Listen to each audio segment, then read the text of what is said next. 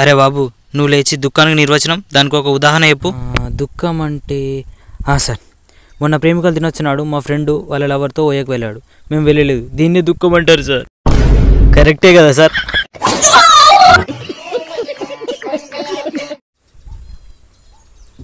అరే నువ్వు ఇటు రారా. సార్. ఎంజీ అంటే ఏంటిది చెప్పరా. ఎంజీ అంటే మెగ్నీషియం సార్. కదా, మరి ఎగ్జామ్లో ఏం రాసినావు?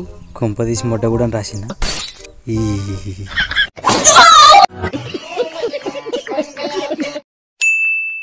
సార్ డేట్ ఒకటి మర్చిపోయినా కదా సార్.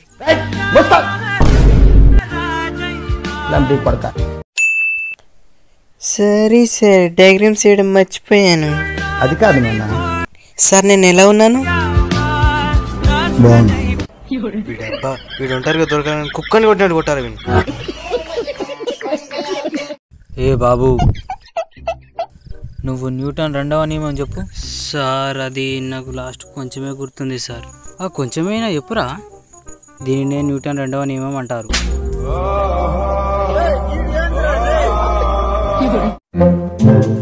ఇప్పంచెలు కష్టపడి చదివితేనే పెద్దయ్యాక కార్లలో విమానాల్లో తిరగొచ్చు.